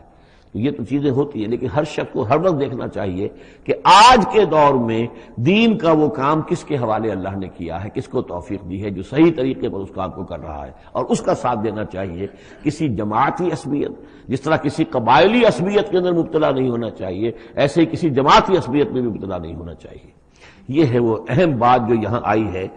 قال انما اتخذتم من دون الله اوثانا مودة بينكم في الحياة الدنيا ثم يوم القيامة يكفر بعضكم بعضا ببعض، پھر قیامت کے تم ایک دوسرے کا انکار کرو گے، تم ابھی تو بڑی دوستیاں ہیں، بڑا گٹھ جوڑ ہے۔ وَيَلْعَنُ بَعْضُكُمْ بعضا، تم میں سے بعض دوسروں کو لعنت کریں گے۔ وَمَأْوَاكُمُ النَّارُ، اور تم سب کا ٹھکانہ ہوگی آگ۔ وَمَا لَكُم مِّن نَاصِرِينَ، اور نہیں ہوگا کوئی تمہارے لیے مدد کرنے والے۔ فآمن لہ لوط، تو حضرت لوط ایمان لے آئے حضرت ابراہیم پر، وہ ان کے بھتیجے تھے۔ وقال انی مہاجر الی ربی، اور حضرت ابراہیم نے کہا میں اپنے رب کی طرف ہجرت کر رہا ہوں۔ وہ اپنا ملک چھوڑ کر چلے آئے شام کی طرف۔ قرآن مجید میں کہیں بھی پھر اس کے بعد یہ تذکرہ نہیں ملتا کہ ان کی قوم کا کیا حشر ہوا، پیچھے ان کو ہلاک کیا گیا، کیا ہوا، واللہ عالم۔ انہ هو العزیز الحکیم، یقیناً اللہ تعالیٰ زبردست ہے، حکمت والا۔ ووہبنا لہ اسحاق و یعقوب، اور ہم نے اسے اسحاق جیسا بیٹا دیا، یعقوب جیسا پوتا دیا۔ وجعلنا فی ذریتہ النبوۃ والکتاب، اور پھر ہم نے اسی کی نسل میں، اسی کی اولاد میں نبوت اور کتاب رکھ دی۔ یہ نوٹ کر لیجئے کہ حضرت ابراہیم علیہ السلام کے بعد کوئی نبی کوئی رسول اس دنیا میں ان کی نسل سے باہر نہیں آیا، لیکن یہ کہ ان کی نسل کہاں کہاں پھیلی ہے یہ ہم نہیں جانتے۔ حضرت ابراہیم کے بیٹے حضرت اسحاق، ان کی نسل کتنی تھی، کہاں کہاں گئی ہے؟ تورات نے تو محفوظ رکھا ہے صرف یعقوب کو، اس لیے کہ بنی اسرائیل کیونکہ یہ لوگ ہیں، اس اپنی نسلی وہ جو بات تھی اس کے حوالے سے حضرت یعقوب کے بارے میں تو ساری چیزیں موجود ہیں۔ حضرت اسحاق کی کوئی اور بیٹا بھی تھا کہ نہیں تھا؟ عیسو تھا مثلا، تو وہ عیسو کہاں ہے، اس کی اولاد کہاں گئی؟ اس طرح بنی قطورہ، کئی بیٹے تھے حضرت ابراہیم کے حضرت قطورہ سے، تو ان میں سے صرف ایک کا ہمیں تذکرہ ملتا ہے اور وہ ہے حضرت شعیب جس نسل میں آئے ہیں، مریم کی اولاد، باقی کہاں گئے؟ تو اسی طریقے سے یہ کہ یہ در حقیقت یہ اولاد ابراہیم کہاں کہاں پھیلی ہے، جیسے کہ میرا گمان ہے کہ ہندوستان میں بھی آئی ہے، صرف یہ کہ ہو سکتا ہے کہ حضرت اسحاق کی اولاد میں سے عیسو کی اولاد آئی ہو اور وہ یہاں پر آباد ہوئی ہو، لیکن یہ کہ ان کا تعلق بھی یہ خاص طور پر برہمن طبقہ جو ہے میں سمجھتا ہوں کہ وہ اسی طریقے سے ابراہیم کی نسل سے ہے۔ برہمن ابراہیم سے تعلق رکھنے والا برہمن، تو یہ میں سمجھتا ہوں کہ لفظی جو ہے اس کے اندر مناسبت موجود ہے۔ واللہ عالم، یقین سے ہم نہیں کہہ سکتے الا یہ کہ کوئی شخص ہسٹری کا اس کو اپنا ریسرچ کا موضوع بنائے، بڑا عالم ہو، وہ لائبریریاں جو ہے کھنگالے اور پرانی تاریخیں دیکھے، شاید۔ وَوَهَبْنَا لَهُ إِسْحَاقَ وَيَعْقُوبَ وَجَعَلْنَا فِي ذُرِّيَّتِهِ النُّبُوَّةَ وَالْكِتَابَ، ہم نے اسی کی نسل میں، اسی کی اولاد میں نبوت اور کتاب رکھ دی۔ طویل عرصے تک وہ نبوت و کتاب آتی رہی حضرت یعقوب کی اولاد میں، پھر آخری نبوت و رسالت حضرت اسماعیل کی اولاد میں۔ وَآتَيْنَاهُ أَجْرَهُ فِي الدُّنْيَا، ہم نے اسے اجر جو ہے دنیا میں بھی عطا فرمایا۔ وَإِنَّهُ فِي الْآخِرَةِ لَمِنَ الصَّالِحِينَ، اور یقیناً وہ آخرت میں ہمارے بڑے نیک بندوں میں سے ہیں۔ وَلُوطًا، اور ہم نے لوط کو بھیجا، اذ قال لقومہ انکم لتاتون الفاحشہ، جب انہوں نے کہا اپنی قوم سے، یہ جو قوم کہا گیا مجازن، حقیقتاً وہ قوم ان کی نہیں تھی، حضرت لوط جو ہے وہ تو بھیجے گئے ہیں ان شہروں کی طرف، یہی ایک استثناء ہے، ورنہ ہر قوم کی طرف رسول اسی کی امت اسی میں سے بھیجا گیا، لیکن چونکہ حضرت ابراہیم کے بعد کوئی رسول کسی اور قوم میں ہو نہیں سکتا، اس لیے عامورہ اور صدوم کی بستیوں میں جو بھیجے گئے وہ حضرت لوط ہیں جو حضرت ابراہیم علیہ السلام کے بھتیجے ہیں۔ انکم لتاتون الفاحشہ، تم لوگ بڑی بے حیائی کا ارتکاب کر رہے ہو، ما سبقکم بہا من احد من العالمین، تمام جہان والوں میں کسی قوم نے تم سے پہلے یہ حرکت نہیں کی۔ انکم لتاتون الرجال، کیا تم مردوں کی طرف آتے ہو اپنی شہوت کو پورا کرنے کے لیے، وتقطعون السبیل، اور راستہ مارتے ہو، یعنی فطرت کا راستہ تو یہ ہے، اولاد ہوتی ہے تو ہوتی ہے مرد اور عورت کے ملاپ سے، تم نے جو راستہ اختیار کیا تو گویا کہ اس فطرت کی راہ کو تم کاٹ رہے ہو۔ وَتَأْتُونَ فِي نَادِيكُمُ الْمُنكَرَ، اور تم اپنی مجلسوں میں یہ اس کا ارتکاب کرتے ہو، یہ ان کی بے حیائی کی اور ڈھٹائی کی انتہا ہو گئی تھی۔ فما کان جواب قومہ، تو نہیں تھا جواب اس کی قوم کا کوئی، الا ان قالوا، سوائے اس کے کہ انہوں نے کہا، ائتنا بعذاب اللہ ان کنت من الصادقین، اے لوط اگر سچے ہو تو اللہ کا عذاب لے آؤ۔ قال رب انصرنی علی القوم المفسدین، تو انہوں نے حضرت لوط نے دعا کی، پروردگار میری مدد فرما ان مفسدوں کے خلاف۔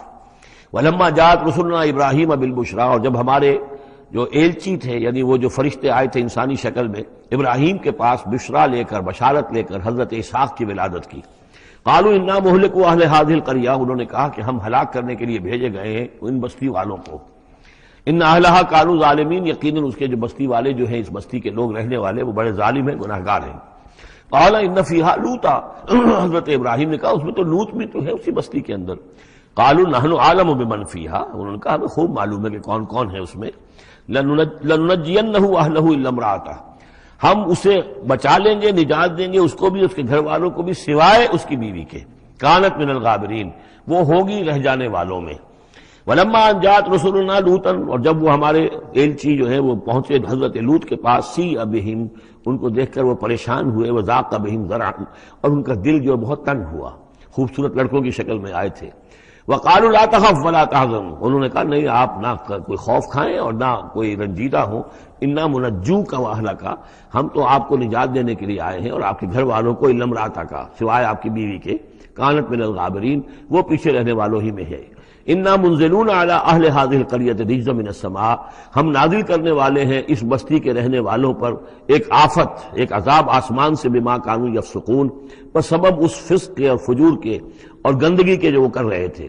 وَلَقَدْ تَرَكْنَا مِنْهَا آیَةً بَيِّنَةً، اور ہم نے چھوڑ دیا اس میں سے، اس بستی میں سے کوئی نشانی جو ہے وہ اس وقت تک موجود ہوگی جبکہ قرآن نازل ہوا ہے، اسی لیے کہ قرآن کہتا ہے بار بار تم گزرتے ہو ان بستیوں کے کھنڈرات کے اوپر سے، بَيِّنَةً لِقَوْمٍ يَعْقِلُونَ، ان لوگوں کے لیے کہ جو عقل سے کام لے۔ وَإِلَىٰ مَدْيَنَ أَخَاهُمْ شُعَيْبًا، اور مدین کی طرف ہم نے بھیجا ان کے بھائی شعیب کو، فقال یا قوم اعبدوا اللہ، اور انہوں نے کہا کہ اے میری قوم کے لوگوں اللہ کی بندگی کرو، وارجوا الیوم الآخرہ، اور دیکھو آخرت کے دن کی، قیامت کے دن کی انتظار میں رہو، امید میں رہو، وہ قیامت کا دن آ کر رہے گا۔ ولا تعثوا فی الارض مفسدین، اور زمین میں فساد مچاتے مت پھرو۔ فکذبوہ، تو انہوں نے اس کو جھٹلا دیا، فاخذتہم الرجفۃ، تو انہیں آ پکڑا ایک زلزلے نے، فاصبحوا فی دارہم جاثمین، تو وہ اپنے گھروں کے اندر پڑے رہ گئے اوندھے ہوئے۔ وعادا وثمودا، اسی طرح عاد اور سمود، وقد تبین لکم من مساکنہم، اور تمہیں معلوم ہے کہ ان کے مسکن کہاں تھے، تمہارے لیے واضح ہیں کہاں رہتے تھے یہ، کہاں آباد تھے۔ وزین لہم الشیطان اعمالہم، اور شیطان نے ان کے لیے ان کے برے اعمال کو، مشرکانہ افعال کو مزین کر دیا تھا، اسی میں مگن تھے، خوش تھے۔ فصدہم عن السبیل، اور روک دیا تھا انہیں اللہ کے صحیح راستے سے، صراط مستقیم سے، جو صراط توحید ہے اس سے۔ وَكَانُوا مُسْتَبْصِرِينَ، حالانکہ وہ تھے بہت ہوشیار، بہت غور کرنے والے، سوچنے والے، بڑے دانشور تھے، لیکن یہ کہ یہ بڑے دانشور جو ہے کسی جگہ ایسا بھی ہوتا ہے، بہت بڑا عقل مند انسان جو ہے وہ اپنے ناک کے نیچے کے پتھر سے ٹھوکر کھاتا ہے۔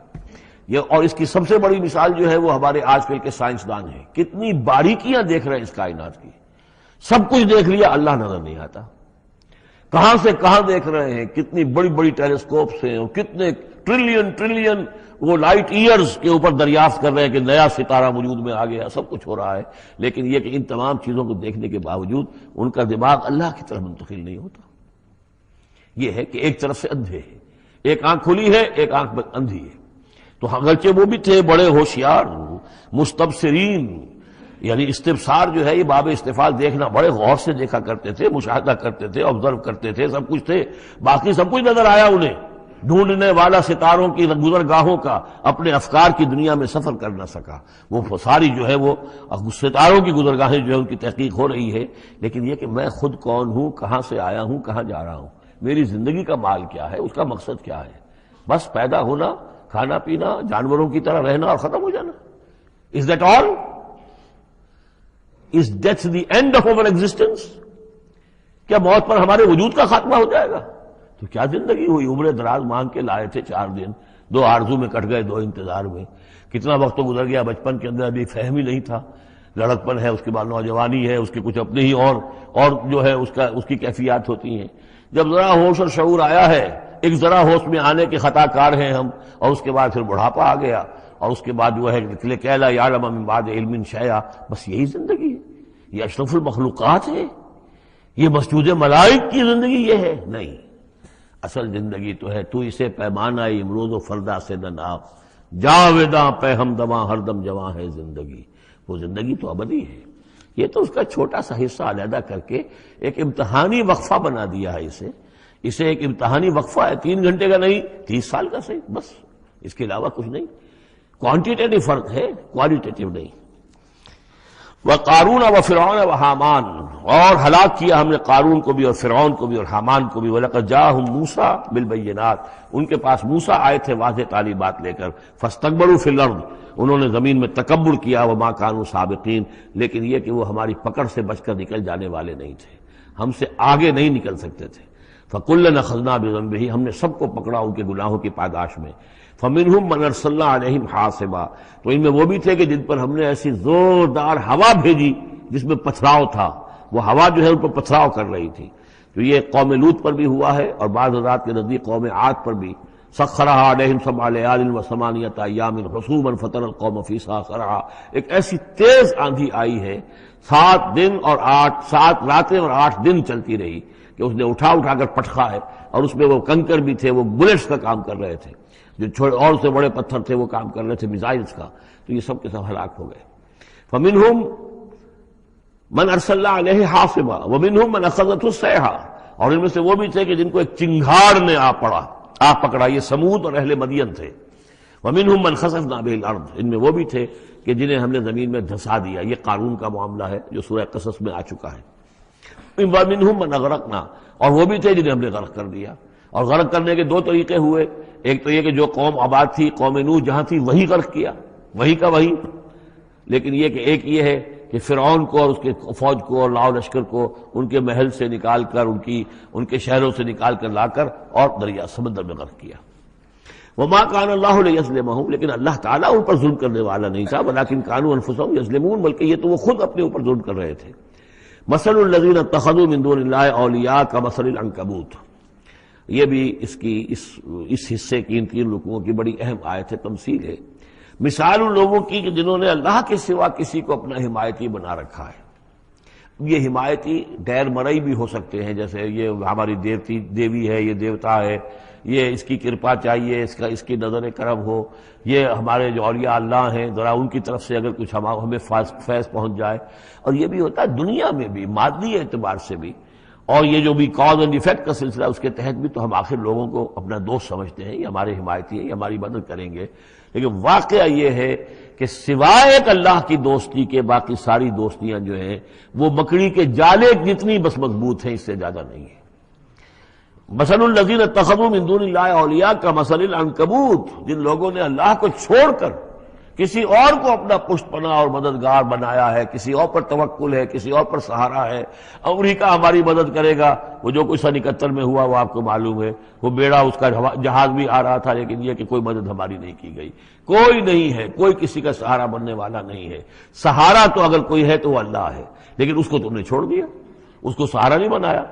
مثل الذین اتخذوا من دون اللہ اولیاء کمثل العنکبوت اتخذت بیتا، یہ مکڑی بھی تو ایک گھر بناتی ہے، جالا بناتی ہے۔ وَإِنَّ أَوْهَنَ الْبُيُوتِ لَبَيْتُ الْعَنكَبُوتِ، اور سب جانتے ہیں کہ تمام گھروں میں سب سے زیادہ کمزور گھر وہ اس مکڑی کا گھر ہے۔ لَوْ كَانُوا يَعْلَمُونَ، کاش کہ انہیں معلوم ہوتا۔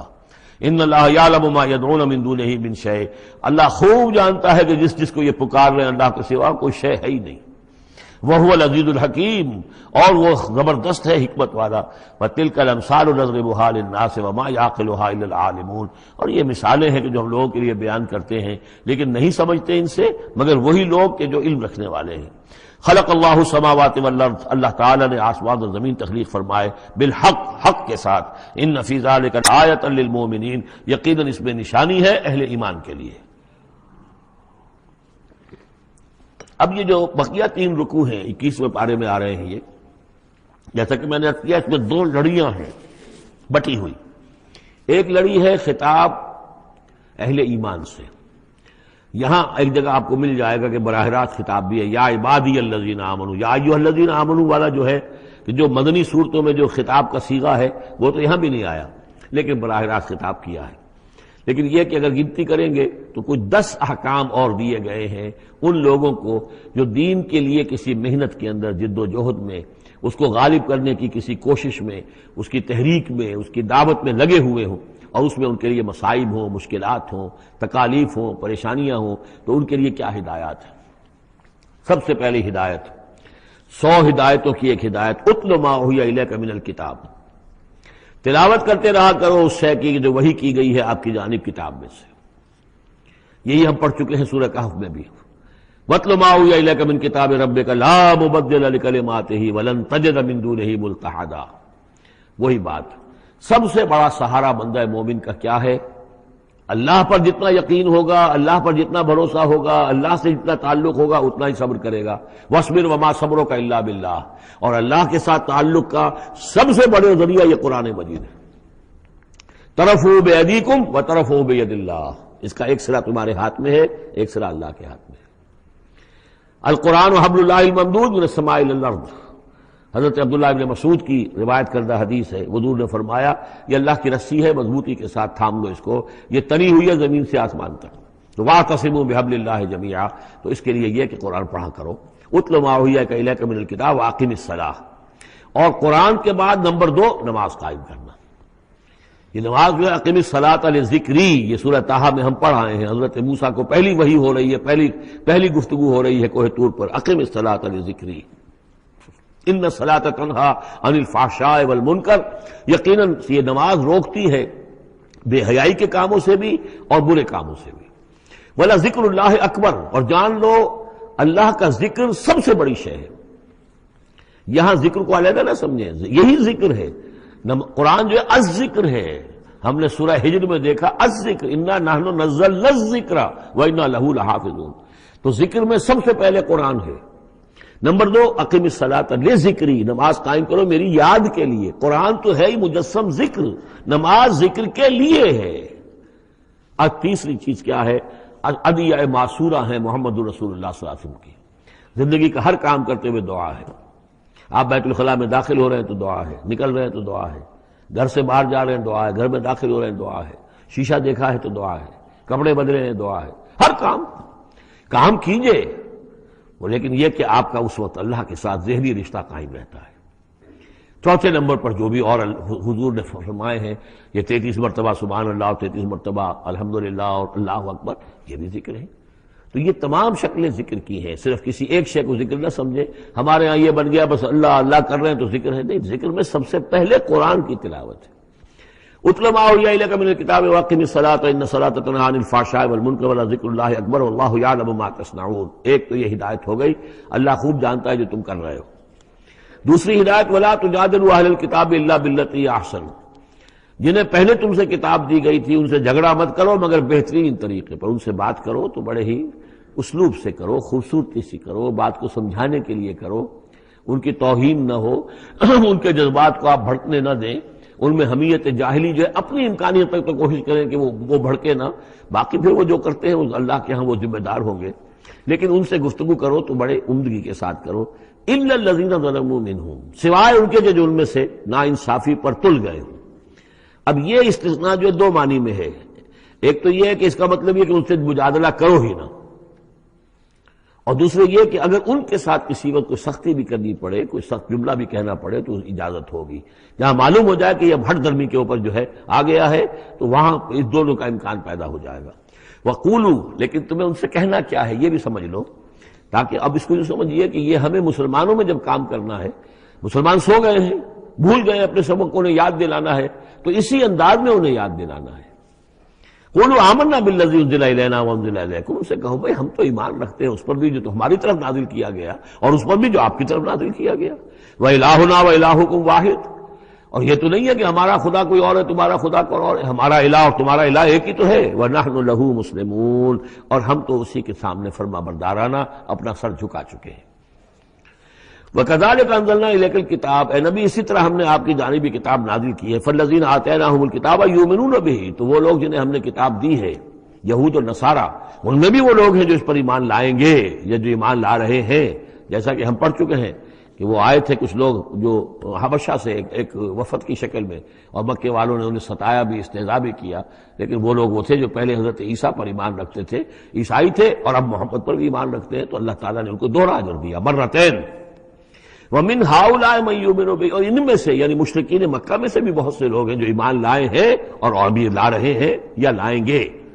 وَمَا يَجْحَدُ بِآيَاتِنَا إِلَّا الْكَافِرُونَ، اور ہماری آیات کا انکار تو نہیں کرتے سوائے وہی کہ جو ناشکرے ہیں اور جو کفر کر اڑ گئے ہوں۔ اب ایک اور دیکھیے دلیل، اب یہ حصہ جو ہے یہ دوسری ڈوری آ گئی کہ جس میں روح سخن جو ہے مشرکین کے ساتھ رد و قضا والی بات ہے۔ وَمَا كُنْتَ تَتْلُو مِن قَبْلِهِ مِن كِتَابٍ، ارے نبی آپ تو اس سے پہلے، اس قرآن کے آپ پر نازل ہونے سے پہلے آپ کوئی کتاب پڑھتے ہی نہیں تھے، آپ دنیاوی اعتبار سے پڑھے ہوئے آدمی ہیں ہی نہیں، آپ نے تعلیم حاصل کی نہیں، لکھنا پڑھنا سیکھا نہیں۔ وَلَا تَخُطُّهُ بِيَمِينِكَ، نہ ہی آپ اپنے داہنے ہاتھ سے کچھ لکھتے تھے، کوئی کتاب لکھتے تھے، نہ پڑھتے تھے نہ لکھتے تھے۔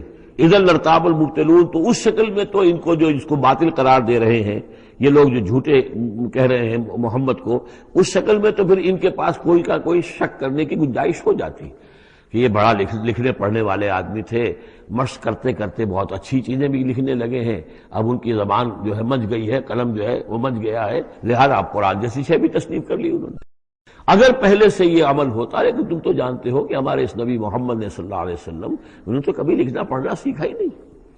وما كنت تتلو من قبله من کتاب، اے نبی آپ تو نہیں پڑھا کرتے تھے اس کتاب سے پہلے کوئی کتاب، ولا تخطه بیمینک، اور نہ آپ اسے اپنے داہنے ہاتھ سے لکھتے تھے، اذا لارتاب المبطلون، تب تو ان لوگوں کو شک کرنے کی گنجائش پیدا ہو جاتی۔ بل هو آیات بینات فی صدور الذین اوتوا العلم، بلکہ یہ تو آیات بینات ہیں بڑی روشن ان لوگوں کے سینوں میں جنہیں علم دیا گیا ہے، وہ جانتے ہیں سابقہ جو کتابوں والے ہیں۔ وما یجحد بآیاتنا الا الظالمون، اور ہماری آیات کا انکار نہیں کرتے مگر وہی جو ظالم ہیں۔ وقالوا لولا انزل علیہ آیات من ربہ، اور وہ کہتے ہیں کہ کیوں نہیں نازل کی جاتی ان کے اوپر کوئی نشانیاں ان کے رب کی طرف سے، وہی باتیں جو مستقل طور پر چلی آ رہی ہیں۔ قل انما الآیات من اللہ، نبی کہہ دیجئے نشانیوں کا اختیار کل کا کل اللہ کے ہاتھ میں ہے۔ وانما انا نذیر مبین، اور میں تو صرف واضح طور پر خبردار کر دینے والا ہوں۔ اولم یکفیہم انا انزلنا علیک الکتاب یتلی علیہم، کیا ان لوگوں کے لیے یہ نشانی کافی نہیں ہے کہ اے محمد ہم نے آپ پر یہ کتاب نازل کر دی ہے جو ان کو پڑھ کر سنائی جا رہی ہے؟ کیا یہ قرآن معجزہ نہیں ہے؟ کتنی مرتبہ ان کو چیلنج کیا گیا اس قرآن جیسی ایک صورت ہی بنا لاؤ، 10 صورتیں بنا لاؤ، کیا یہ معجزہ نہیں ہے؟ کیا یہ عاجز نہیں آ چکے ہیں؟ اولم یکفیہم، تو کیا یہ نشانی ان کے لیے کافی نہیں؟ اگر تو حق کا طالب ہو، ہدایت کا طالب ہو، تو یہ نشانی بھی کافی ہے۔ اولم یکفیہم انا انزلنا علیک الکتاب یتلی علیہم ان فی ذلک لرحمۃ وذکریٰ لقوم یؤمنون، یقیناً اس میں رحمت ہے اور یاد دہانی ہے، تذکیر ہے ان لوگوں کے لیے کہ جو مانتے ہیں۔ قل کفیٰ باللہ بینی وبین شہیدا بینکم شہیدا، کہہ دیجئے میرے اور تمہارے درمیان اللہ کافی ہے بطور گواہ، وہ جانتا ہے کہ اس نے مجھے رسول بنایا ہے، وہ جانتا ہے کہ قرآن اس نے مجھ پر نازل کیا ہے۔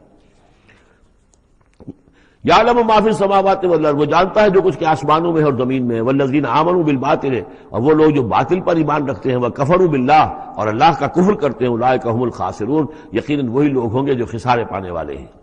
ویستعجلونک بالعذاب، یہ جلدی مچا رہے ہیں کہ لے آؤ عذاب۔ ولولا اجل مسمى، اور اگر پہلے سے ایک وقت معین طے نہ ہو چکا ہوتا، لجاءہم العذاب، تو پھر ان پر عذاب آ چکا ہوتا۔ ولیاتینہم بغتۃ، اور وہ ان پر آئے گا تو اچانک آئے گا، وہم لا یشعرون، اور انہیں پتہ بھی نہیں ہوگا۔ یستعجلونک بالعذاب، یہ نبی پھر دوبارہ یہ الفاظ آئے، نوٹ کیجئے، بہت لطیف بات ہے، یہ عذاب کی جلدی مچا رہے ہیں۔ وَإِنَّ جَهَنَّمَ مُحِيطَةٌ بِالْكَافِرِينَ، حالانکہ جہنم ان کا احاطہ کر چکی ہے۔ یہ ایسے ہی ہے کہ جیسے کسی شہر کے باہر دشمن آ چکا ہو اور اس نے محاصرہ کر لیا ہو، شہر والوں کو پتہ ہی نہ ہو۔ تو اس طریقے سے وہ چونکہ غیر مرئی ہے، جہنم نظر نہیں آ رہی، ورنہ حقیقت میں تو جہنم ان کا احاطہ کر چکی ہے۔ یوم یغشاہم العذاب، جس دن کے عذاب ان کو آ کر ڈھانپ لے گا، ان پر چھا جائے گا، من فوقہم ومن تحت ارجلہم، ان کے اوپر سے بھی اور ان کے نیچے سے بھی، ان کے قدموں کے نیچے سے بھی۔ ویقول ذوقوا ما کنتم تعملون، اور پھر کہا جائے گا چکھو اپنے کرتوتوں کا مزہ۔ اب یہاں وہ تیسری ہدایت آ رہی، دو پہلے میں نے گنوائی تھی، اتل ما اوحی الیک من کتاب ربک من الکتاب واقم الصلاۃ ان الصلاۃ تنہی عن الفحشاء والمنکر ولذکر اللہ اکبر۔ دوسری ولا تجادلوا اہل الکتاب الا بالتی احسن الا الذین ظلموا منہم۔ اب دیکھیے تیسری، یا عبادی الذین آمنوا ان ارضی واسعۃ فایای فاعبدون، اے میرے وہ بندو جو ایمان لائے ہو۔ پورے مکی قرآن میں یہ آیت ہے براہ راست خطاب، اور یا آئے گی آگے چل کر یا عبادی الذین اسرفوا علی انفسہم، بس۔ یا ایھا الذین آمنوا، یہ مکی مدنی دور کی اصطلاح ہے۔ یا عبادی الذین آمنوا، بڑا اس میں جو ہے نا بڑی عنایت ہے، شفقت ہے، اے میرے وہ بندو جو مجھ پر ایمان لائے ہو۔ ان ارضی واسعۃ، میری زمین بڑی کشادہ ہے، کیا معنی ہے؟ اگر مکے میں تم پر تمہارا قافیہ تنگ کر دیا گیا ہے، اگر مکے میں زندگی تمہارے لیے محال کر دی گئی ہے توحید پر رہتے ہوئے، چھوڑ دو اس مکے کو۔ یہ ہجرت کا اشارہ ہے، در حقیقت ہجرت حبشہ جو ہے یہ اس کی طرف رہنمائی ہے اس آیت کے اندر، کہ چلے جاؤ، اگر یہاں برداشت سے باہر ہو رہا ہے، تمہارے لیے ناقابل برداشت اگر ہو رہا ہے یہاں کا معاملہ، اور نہیں مزید تو ہندر پاتے، تو اس ملک کو چھوڑ، اس جگہ کو چھوڑ دو۔ یا عبادی الذین آمنوا ان ارضی واسعۃ، میری زمین بڑی کشادہ ہے، فایای فاعبدون، بس صرف میری ہی بندگی کرو۔ چوتھی ہدایت، کل نفس ذائقۃ الموت، دیکھو موت تو آنی ہی آنی ہے، آج آ جائے کل آ جائے، آج نہ آئے کل آ جائے گی۔ آخر عمار اور یاسر کو ابو جہل نے اگر فرض کرو کہ ذبح کر دیا ہے، تو فرض کیجئے کہ چند دن اور جیتے تو موت تو پھر بھی آنی تھی نا۔ تو کل نفس ذائقۃ الموت، اگر یہ بات ذہن میں رہے کہ موت تو آنی ہی آنی ہے، آج نہیں تو کل، تو پھر بھی انسان جو ہے اس کے اندر ہمت بنی رہے گی کہ میں خام کا اپنی زندگی بچانے کے لیے حق کو چھوڑوں اور باطل سے ساز باز کروں، اس سے مصالحت کروں۔ ثم الینا ترجعون، اور پھر تم ہماری طرف لوٹا دیے جاؤ گے۔ پانچویں بات، والذین آمنوا وعملوا الصالحات لنبوئنہم من الجنۃ غرفا، ہمارے اس وعدے پر پختہ یقین رکھو کہ جو ایمان لائیں گے اور نیک عمل کریں گے ہم لازماً ان کو جگہ دیں گے اس جنت کے بالا خانوں میں، جو سورہ فرقان کے آخری رکوع میں آیا تھا، اولئک یجزون الغرفۃ بما صبروا، انہیں غرفہ بالا خانہ ملے گا۔ تو من الجنت غرفاً، جروں کے بالا خانے ملیں گے جنت کے، تجری من تحت الانہار خالدین فیہا، جس کے نیچے ندیاں بہتی ہوں گی، اس میں وہ ہمیشہ ہمیش رہیں گے۔ نعم اجر العاملین، کیا ہی اچھا ہوگا عمل کرنے والوں کا اجر۔ چھٹی بات، الذین صبروا وعلی ربہم یتوکلون، وہ لوگ کہ جو صبر کریں اور اپنے رب پر توکل کریں۔ صبر کرو اور توکل کرو، دو ہی چیزیں ہیں، جو آئے جھیلو، صبر کرو، برداشت کرو، اور جو کچھ کرنا ہے اس میں توکل اللہ پر ہو، اپنی ذات پر نہیں، اپنی طاقت پر نہیں، اپنی صلاحیت پر نہیں، اپنی ذہانت پر نہیں، اپنی فطانت پر نہیں، اپنی لیاقت پر نہیں، سارا توکل اللہ، نہ مادی اسباب و وسائل پر۔ اگلی ہدایت اور آ رہی ہے، وَكَأَيٍّ مِّن دَابَّةٍ لَّا تَحْمِلُ رِزْقَهَا، یہ بھی نہ سمجھو کہ تمہارا رزق جو ہے کسی کے قبضے میں ہے وہ روک دے گا، اور تمہیں کیا کھاؤ گے کیا پیو گے۔ وَكَأَيٍّ مِّن دَابَّةٍ، تم دیکھتے نہیں کتنے حیوانات ہیں زمین میں، لا تحمل رزقها، کیا وہ اپنا رزق اٹھائے پھرتے ہیں؟ بڑا پیارے الفاظ ہیں انجیل میں، متی کی انجیل میں حضرت مسیح علیہ السلام کا جو پہاڑی کا واعظ ہے، اس میں انہوں نے اپنے شاگردوں سے خطاب کر کے کہا، کیوں فکر کرتے ہو کہ کیا کھاؤ گے کیا پیو گے؟ جنگل کی چڑیوں کو نہیں دیکھتے؟ نہ وہ کاشت کرتی ہیں، نہ ہل چلاتی ہیں، نہ بیج بوتی ہیں، نہ فصل کاٹ کر کہیں رکھتی ہیں، نہ کھٹے بھرتی ہیں، پھر بھی میں تم سے کہتا ہوں کہ وہ خالی پیٹ صبح گھر سے نکلتی ہیں، شام کو آسودہ ہو کر آ جاتی ہیں۔ تو جو رب تمہارا جو رب ان کو چڑیوں کو کھلا رہا ہے وہ تمہیں نہیں کھلائے گا؟ اور کیوں فکر کرتے ہو کہ کیا پہنو گے، لباس کہاں سے ملے گا؟ جنگل کی سوسن کو نہیں دیکھتے کہ جتنا خوبصورت لباس اس کو اللہ نے دیکھ رکھا ہے، یہ جو بھی پودے ہیں اور جو پھول ہیں ان کے، تو سلیمان بھی اپنی ساری شان و شوکت کے باوجود ویسا ملبس نہ تھا، ویسا خوبصورت لباس تو سلیمان کو بھی میسر نہیں تھا جو اللہ نے ان پھولوں کو دے رکھا ہے۔ تو غور کرو، جو وہ زمین کی اس گھاس پھوس کو، ان پودوں کو اس قدر حسین لباس دے رہا ہے، عمدہ لباس دے رہا ہے، جو ابھی ہیں اور کل نہیں ہوں گے، یا یہ کہ کاٹ کر اور وہ چولہوں میں جلا دی جائے گی گھاس، تو کیا وہ تمہیں نہیں پہنائے گا؟ لیکن تم یقین نہیں کرتے۔ توکل اور ایمان، یہ دونوں چیزیں ساتھ ساتھ جائیں گی۔ جتنا اللہ پر ایمان ہے اتنا ہی توکل ہوگا، جتنا ایمان کمزور ہے توکل بھی نہیں ہو سکے گا۔ تو الذین صبروا علی ربہم یتوکلون وکأی من دابۃ لا تحمل رزقها، یہ سارے جو ہیں چوپائے اپنا رزق لیے نہیں پھرتے، اللہ یرزقها وایاکم، اللہ انہیں بھی رزق دیتا ہے تمہیں بھی دے گا، وہو السمیع العلیم، اور یقیناً وہ سب کچھ سننے والا جاننے والا ہے۔ ایسا نہیں کہ اسے معلوم نہ ہو کہ میرا بندہ بھوکا ہے، میرا وفادار، میرا سپاہی، میرے دین کے لیے کام کرنے والا، اسے یہ معلوم نہ ہو کہ اس کو احتیاج ہے، اس کی کوئی ضرورت ہے۔ وہ نہ معلوم کس کے دل میں ڈالے گا کہ جو اس کے لیے ذریعہ بنا دے گا اس کو، اور اس کی ضرورت پوری ہو جائے گی۔ اب اس کے بعد وہ دوسری کڑی آ گئی کہ جس میں پھر اب وہ مشرکین مکہ سے، وَلَئِن سَأَلْتَهُم مَّن خَلَقَ السَّمَاوَاتِ وَالْأَرْضَ وَسَخَّرَ الشَّمْسَ وَالْقَمَرَ، اور ان سے آپ پوچھیں گے کس نے پیدا کیا آسمان اور زمین اور کس نے مسخر کیا سورج اور چاند کو، لَيَقُولُنَّ اللَّهُ، وہ کہیں گے اللہ نے، فَأَنَّىٰ يُؤْفَكُونَ، پھر کہاں سے یہ لوٹا دیے جاتے ہیں۔ اللہ یبسط الرزق لمن یشاء من عباده ویقدر له، یہ اللہ ہی ہے کہ جو اپنے بندوں میں سے جس کے لیے چاہتا ہے رزق کو کشادہ کر دیتا ہے، اور جس کے لیے چاہتا ہے ماپ تول کر دیتا ہے، کم کر دیتا ہے۔ ان اللہ بکل شیء علیم، یقیناً اللہ تعالیٰ ہر چیز پر ہر چیز کا علم رکھتا ہے۔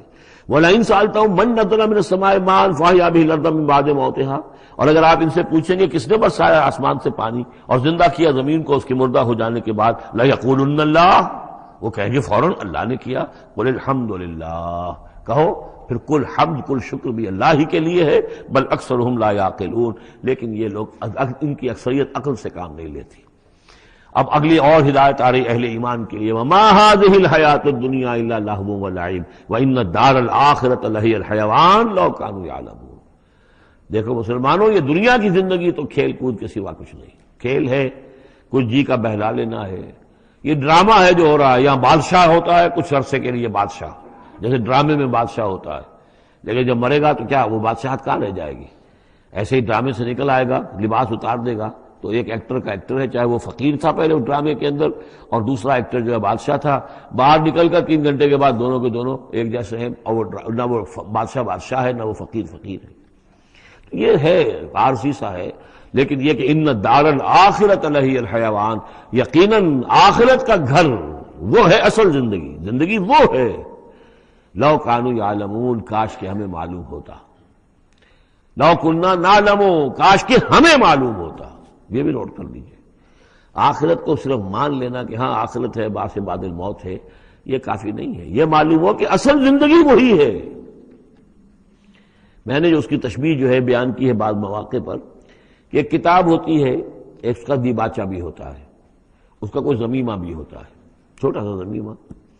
ہمارا جو تصور ہے وہ یہ کہ اصل کتاب زندگی تو یہ دنیا کی زندگی ہے، ہاں ایک ضمیمہ اب لگا ہوا ہے آخرت کا، اس کی اہمیت ہمارے نزدیک اتنی ہے۔ ضمیمہ ہے بس، دنیا کی زندگی اصل زندگی ہے۔ ہونا کیا چاہیے کہ یہ دنیا کی زندگی تو دیباچہ ہے، اصل کتاب جو ہے وہ آخرت کی زندگی ہے۔ یہ ریشو پروپورشن کم سے کم، حالانکہ ویسے تو فائنائٹ اور انفائنائٹ کے درمیان کوئی ریشو پروپورشن ہو ہی نہیں سکتی، ایک لامحدود زندگی اور ایک محدود زندگی، کیا اس میں ریشو پروپورشن ہوگی؟ لیکن یہ کہ پھر بھی اگر کوئی کرنی ہے تو دیباچہ اور کتاب زندگی اصل موت کے بعد کھلے گی، یہ دیباچہ ہے، یہ مقدمہ ہے۔ ہم نے کیا سمجھا ہے اصل زندگی کتاب زندگی یہ ہے، ہاں ایک ضمیمہ بھی اس کے ساتھ ہے جس کا نام آخرت ہے۔ فَإِذَا رَكِبُوا فِي الْفُلْكِ، پھر انہی مشرکین سے پھر خطاب ہو رہا ہے، اور یہ مضمون کئی بار آ چکا ہے۔ جب یہ سوار ہوتے ہیں کشتی میں، دعوا اللہ مخلصین لہ الدین، تو پھر یہ اللہ ہی کو پکارتے ہیں، اس کے لیے اپنی اطاعت کو خالص کرتے ہوئے۔ فلما نجاہم الی البر، اور جب اللہ تعالیٰ انہیں نجات دے دیتا ہے خشکی کی طرف، اذا ہم یشرکون، تو پھر یہ شرک کرنا شروع کر دیتے ہیں۔ لیکفروا بما آتیناہم، تاکہ یہ ناشکری کریں اور کفر کریں ہماری دی ہوئی نعمتوں کی، وَلَا يَتَمَتَّعُوا، اور تاکہ بس مزے اڑا لیں۔ فَسَوْفَ يَعْلَمُونَ، پھر یہ جان لیں گے۔ أَلْهَاكُمُ التَّكَاثُرُ حَتَّىٰ زُرْتُمُ الْمَقَابِرَ كَلَّا سَوْفَ تَعْلَمُونَ ثُمَّ كَلَّا سَوْفَ تَعْلَمُونَ، اصل حقیقت اس وقت کھلے گی۔ أَوَلَمْ يَرَوْا أَنَّا جَعَلْنَا حَرَمًا آمِنًا، یہ پھر اہل ایمان سے کہا جا رہا ہے، کیا یہ دیکھتے نہیں کہ ہم نے حرم کو ان کے لیے امن کی جگہ بنا دیا ہے۔ وَيُتَخَطَّفُ النَّاسُ مِنْ حَوْلِهِمْ، اور لوگ جو ہے اچک لیے جاتے ہیں ان کے ارد گرد سے، باقی عرب کے اندر تو امن و امان تھا ہی نہیں۔ أَفَبِالْبَاطِلِ يُؤْمِنُونَ وَبِنِعْمَتِ اللَّهِ يَكْفُرُونَ، تو کیا یہ باطل پر ایمان رکھتے ہیں اور اللہ کی نعمت کا یہ کفران کر رہے ہیں۔ وَمَنْ أَظْلَمُ مِمَّنِ افْتَرَىٰ عَلَى اللَّهِ كَذِبًا أَوْ كَذَّبَ بِالْحَقِّ لَمَّا جَاءَهُ، اس شخص سے بڑا ظالم اور کون ہوگا جس نے کوئی چیز گھڑ کر اللہ کی طرف منسوب کر دی، اور اسی طرح وہ شخص کہ جس نے اللہ کی طرف سے آئے ہوئے حق کی تکذیب کر دی جبکہ اس کے پاس آیا۔ یہ دونوں ہم بدن جرم ہیں، یعنی اگر میں جھوٹ موٹ قرآن جو ہے خود تصنیف کر کے اللہ کی طرف منسوب کر رہا ہوں تو مجھ سے بڑا ظالم اور گناہ گار کوئی نہیں۔ لیکن یہ بھی سوچ لو، اگر واقعتاً یہ اللہ کا کلام ہے جو میں تمہارے سامنے پیش کر رہا ہوں اور تم اس کی تکذیب کر رہے ہو تو تم سے بڑا ظالم کوئی نہیں۔ الیس فی جہنم مثوی للکافرین، تو کیا جہنم ہی میں ٹھکانہ نہیں ہے ان کافروں کا؟ اور آخری آیت جو ہے پھر اسی سیغے میں، لنہدین والذین جاہدوا فینا، اہل ایمان کی دلجوئی کے لیے گھبراؤ نہیں، پریشان نہ ہو۔ والذین جاہدوا فینا لنہدینہم سبلنا، وہ لوگ کہ جو ہماری راہ میں جہاد کریں، محنت کریں، کوشش کریں، جد و جہد کریں، قربانیاں دیں، اثار کریں، انہیں مطمئن رہنا چاہیے ہمارا پختہ وعدہ ہے، مؤکد وعدہ ہے، ہم لازماً ان کی رہنمائی کریں گے اپنے راستوں کی طرف۔